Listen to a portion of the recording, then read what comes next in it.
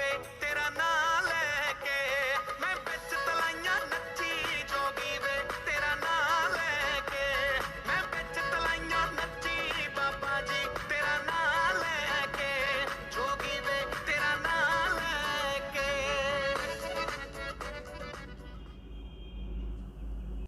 बाबा बालक नाथ, पौणाहारी, दूधाधारी और भी ना जाने कितने नामों से इन्हें भक्त पुकारा करते हैं।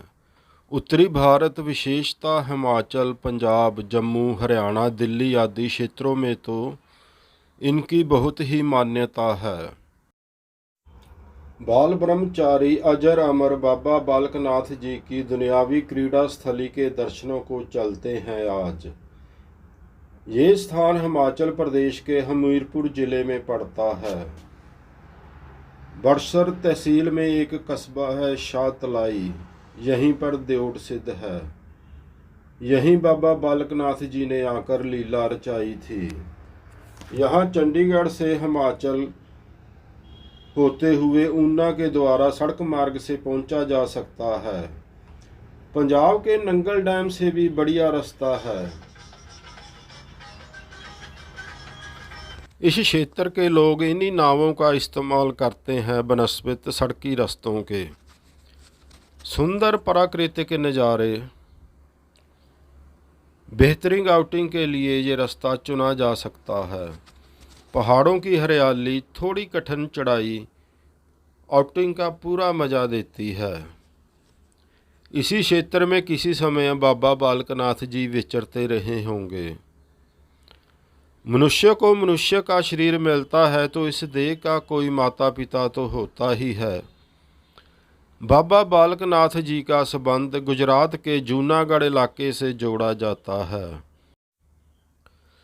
इन्होंने महान योगी सिद्ध दत्तात्रेय जी को बहुत ही छोटी उम्र में, बाल उम्र में ही गुरु धारण किया था और तपस्या के लिए दूर धौलिहार पर्वतों में स्थित आज की शाहतलाई में आ पहुँचे। शायद ये उनका ही हुक्म होगा। कुछ की मान्यता है कि यहाँ रहते हुए दत्तात्रेय जी उनसे मिले थे और उनकी तपस्या देखकर उनको अपना शिष्य बनाया, जो तर्क संगत नहीं लगता।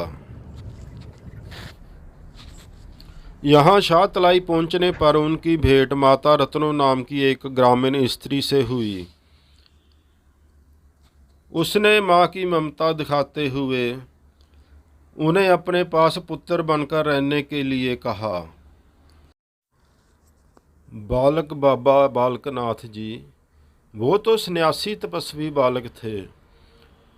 उन्होंने माँ रत्नों के पास ठहरना तो स्वीकार कर लिया, पर सन्यासी होने की वजह से घर के पास ही बोहड़ के वृक्ष के पास, जिसे हम वट वृक्ष भी कहते हैं, रहने की शर्त लगा दी, जो माता रत्नों ने मान ली।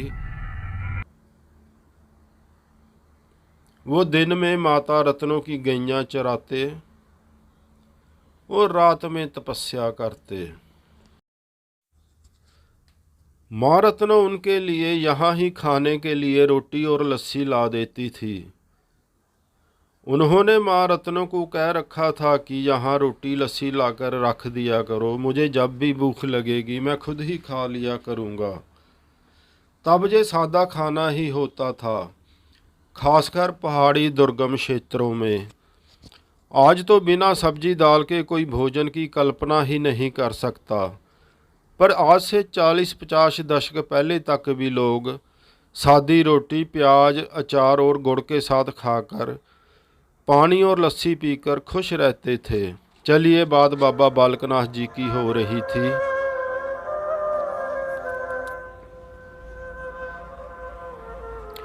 जब बाबा बालकनाथ जी की 12 साल की तपस्या पूरी हुई तो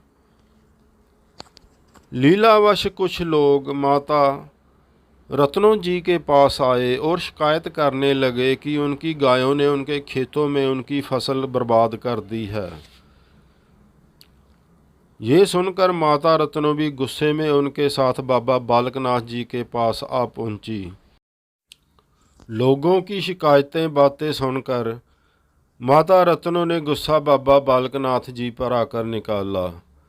कहते हैं कि क्रोध में ये भी निकल गया मुंह से कि तुझे लस्सी रोटियां खिलाकर पालते हुए 12 साल हो गए हैं और तूने बदले में ये क्या किया। एक छोटा सा काम था, वो भी तू अच्छी तरह नहीं कर सका। तेरे कारण ही मुझे इनकी बातें सुननी पड़ रही हैं। बाबा बालकनाथ जी ने शिकायत वालों को कहा कि जाकर पहले मुआयना तो करें कि इनकी शिकायत सही है या गलत। सैनिक गए तो उन्होंने देखा कि उनकी फसलें तो पहले की तरह ही लहलहा रही हैं। साथ गए लोगों ने देखा कि फसलें पहले से बेहतर लग रही हैं। वो पछतावा करते हुए आकर बाबा बालकनाथ जी को सिर नवाकर पछतावा कर वापस चले गए। बात यहीं पर ख़त्म हो गई, परंतु माँ रत्नो, उसके दिल पर तो पहाड़ ही टूट पड़ा था। वो तो हृदय से उन्हें अपना पुत्र ही मानती थी और ऊपर से पुत्र वो जो इतना तपस्वी था। माँ रत्नों के दिल की वही जानती थी।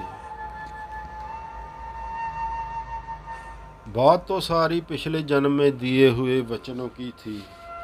वो 12 साल उनके पास गुजारने का वचन पूरा हो गया था।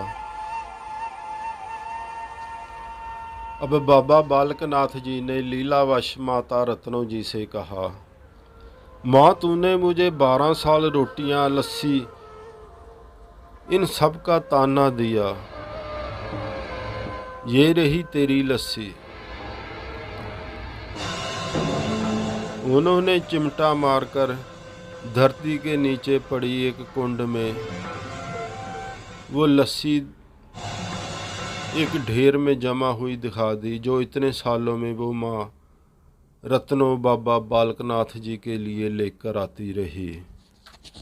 फिर उन्होंने वृक्ष के पास फिर से चमत्कार दिखाते हुए इतने साल की पड़ी हुई रोटियां दिखाईं। प्रभु की लीला थी कि वो रोटियां उस समय भी बिल्कुल ताज़ी लग रही थी। 12 साल पुरानी इकट्ठी की हुई रोटियां। शाहतलाई में आज भी वो स्थान मौजूद है जहाँ ये लीला हुई थी बाबा बालकनाथ जी के द्वारा। चलिए अब मंदिर के दर्शन करते हैं। यहाँ शाहतलाई में उस स्थान के पास अब एक सुंदर मंदिर का निर्माण कर दिया गया है।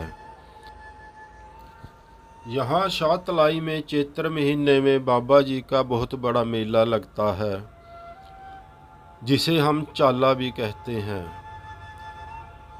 बाबा बालकनाथ जी को मानने वाले चैत मास में यहाँ आकर उनके दर्शन करते हैं। माता रत्नों को याद करते हुए शाहतलाई यहीं आकर शीश निभाते हैं। उसके बाद द्योट सिद्ध जाते हैं, जिसकी अगले भाग में चर्चा करेंगे। शाहतलाई में ये बहुत पुराना वट वृक्ष है। यहाँ इसके दोनों तरफ मंदिर बने हुए हैं छोटे छोटे। चलिए अब आप भी उस पावन भूमि के दर्शन कीजिए जो बाबा बालकनाथ जी की क्रीड़ा स्थली रहा है, जिस भूमि को बाबा बालकनाथ जी ने अपनी चरण छू देकर पावन कर दिया है। यहाँ शाहतलाई में उस स्थान पर आज सुंदर मंदिर बना हुआ है। बाकी बाबा बालकनाथ जी की कथा अगले भाग में द्योट सिद्ध चलेंगे।